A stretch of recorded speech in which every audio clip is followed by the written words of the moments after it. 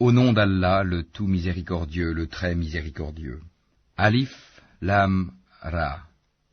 Voici un livre que nous avons fait descendre sur toi, afin que, par la permission de leur Seigneur, tu fasses sortir les gens des ténèbres vers la lumière, sur la voie du Tout-Puissant, du digne de louange.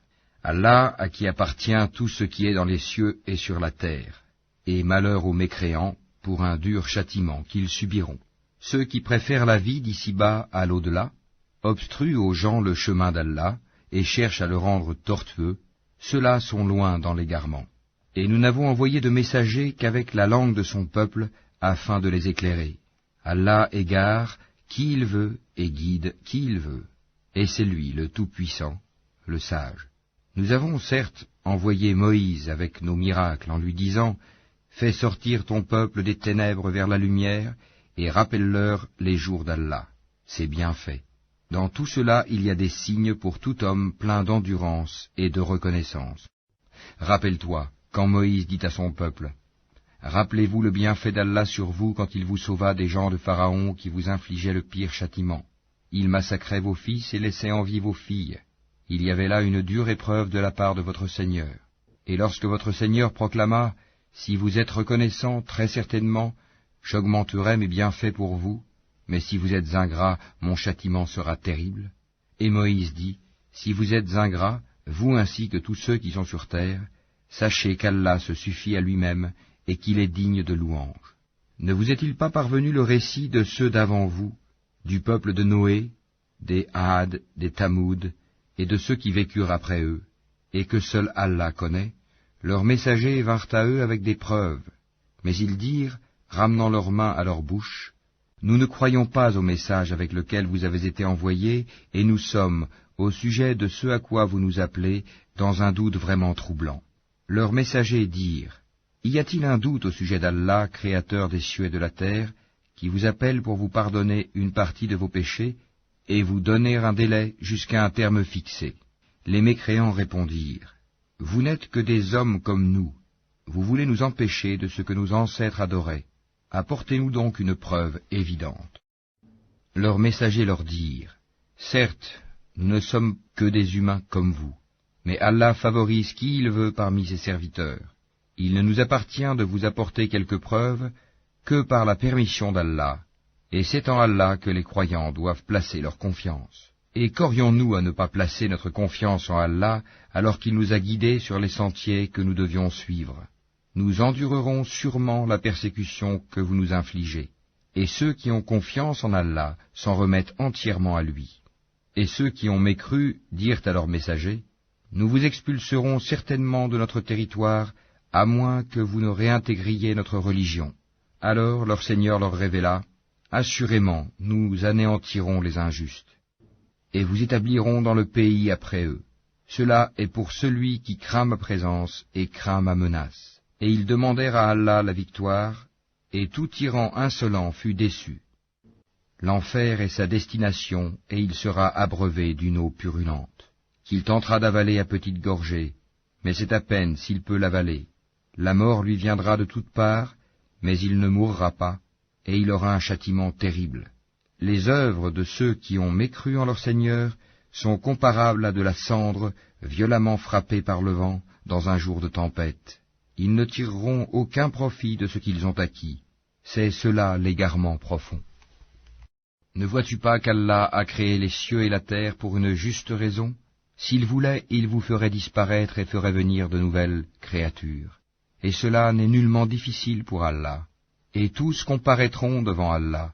Puis les faibles diront à ceux qui s'enflaient d'orgueil, « Nous étions bien vos suiveurs, pouvez-vous nous être de quelque utilité contre le châtiment d'Allah ?» Alors les autres diront, « Si Allah nous avait guidés, nous vous aurions certainement guidés. Il est indifférent pour nous de nous plaindre ou d'endurer, nous n'avons pas d'échappatoire. » Et quand tout sera accompli, le diable dira, « Certes, Allah vous avait fait une promesse de vérité, tandis que moi, je vous ai fait une promesse que je n'ai pas tenue. Je n'avais aucune autorité sur vous, si ce n'est que je vous ai appelé, et que vous m'avez répondu. Ne me faites donc pas de reproches, mais faites-en à vous-même. Je ne vous suis d'aucun secours, et vous ne m'êtes d'aucun secours. je vous renie de m'avoir jadis associé à Allah. Certes, un châtiment douloureux attend les injustes, les associateurs. Et on fera entrer ceux qui croient et font de bonnes œuvres dans les jardins sous lesquels coulent les ruisseaux, pour y demeurer éternellement, par permission de leur Seigneur. Et là, leur salutation sera « Salam, paix ». N'as-tu pas vu comment Allah propose en parabole une bonne parole pareille à un bel arbre dont la racine est ferme et la ramure s'élançant dans le ciel? Il donne à tout instant ses fruits. Par la grâce de son Seigneur, Allah propose des paraboles à l'intention des gens, afin qu'ils s'exhortent. Et une mauvaise parole est pareille à un mauvais arbre, déraciné de la surface de la terre et qui n'a point de stabilité. Allah affermit les croyants par une parole ferme, dans la vie présente et dans l'au-delà, tandis qu'il égare les injustes, et Allah fait ce qu'il veut. Ne vois-tu point ceux qui troquent les bienfaits d'Allah contre l'ingratitude et établissent leur peuple dans la demeure de la perdition? L'enfer, où ils brûleront, et quel mauvais gîte! Et ils ont donné à Allah des égaux, afin d'égarer les gens de son sentier. Dis, jouissez de cette vie, car votre destination sera le feu. Dis à mes serviteurs qui ont cru, qu'ils accomplissent la salate et qu'ils dépensent dans le bien, en secret et en public, de ce que nous leur avons attribué, avant que vienne le jour où il n'y a ni rachat, ni amitié. Allah, c'est lui qui a créé les cieux et la terre, et qui du ciel a fait descendre l'eau, grâce à laquelle il a produit des fruits pour vous nourrir. Il a soumis à votre service les vaisseaux qui, par son ordre, voguent sur la mer, et il a soumis à votre service les rivières. Et pour vous, il a assujetti le soleil et la lune à une perpétuelle révolution, et il vous a assujetti la nuit et le jour. Il vous a accordé de tout ce que vous lui avez demandé, et si vous comptiez les bienfaits d'Allah, vous ne sauriez les dénombrer. L'homme est vraiment très injuste, très ingrat. Et rappelle-toi, quand Abraham dit « Ô mon Seigneur, fais de cette cité un lieu sûr, et préserve-moi ainsi que mes enfants de l'adoration des idoles. Ô mon Seigneur, elles, les idoles, ont égaré beaucoup de gens. Quiconque me suit est des miens. Quant à celui qui me désobéit, c'est toi, le pardonneur, le très miséricordieux. Ô notre Seigneur, j'ai établi une partie de ma descendance dans une vallée sans agriculture, près de ta maison sacrée, la Kaaba, ô notre Seigneur, afin qu'ils accomplissent la salate. Fais donc que se penchent vers eux les cœurs d'une partie des gens, et nourris-les de fruits. Peut-être seront-ils reconnaissants. Ô notre Seigneur, tu sais vraiment ce que nous cachons et ce que nous divulguons, et rien n'échappe à Allah, ni sur terre, ni au ciel. Louange à Allah, qui en dépit de ma vieillesse, m'a donné Ismaël et Isaac. Certes, mon Seigneur entend bien les prières. Ô mon Seigneur, fais que j'accomplisse assidûment la salate, ainsi qu'une partie de ma descendance. Exauce ma prière, ô notre Seigneur. Ô notre Seigneur, pardonne-moi ainsi qu'à mes pères et mères et aux croyants, le jour de la reddition des comptes. Et ne pense point qu'Allah soit inattentif à ce que font les injustes. Il leur accordera un délai jusqu'au jour où leurs regards se figeront. Ils courront, suppliant, levant la tête, les yeux hagards et les cœurs vides. Et avertis les gens du jour où le châtiment les atteindra, et ceux qui auront été injustes diront, « Ô notre Seigneur, accorde-nous un court délai, nous répondrons à ton appel et suivrons les messagers. N'avez-vous pas juré auparavant que vous ne deviez jamais disparaître? Et vous avez habité les demeures de ceux qui s'étaient fait du tort à eux-mêmes.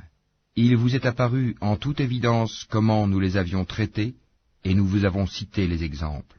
Ils ont certes comploté. Or, leur complot est inscrit auprès d'Allah, même si leur complot était assez puissant pour faire disparaître les montagnes. Ne pense point qu'Allah manque à sa promesse envers ses messagers. Certes, Allah est tout-puissant et détenteur du pouvoir de punir. Au jour où la terre sera remplacée par une autre, de même que les cieux, et où les hommes comparaîtront devant Allah, l'unique, le dominateur suprême. Et ce jour-là tu verras les coupables, enchaînés les uns aux autres. Leurs tuniques seront de goudron, et le feu couvrira leur visage. Tout cela afin qu'Allah rétribue chaque âme de ce qu'elle aura acquis. Certes, Allah est prompt dans ses comptes. Ceci est un message, le Coran, pour les gens, afin qu'ils soient avertis, qu'ils sachent qu'il n'est qu'un Dieu unique, et pour que les doués d'intelligence s'exhortent.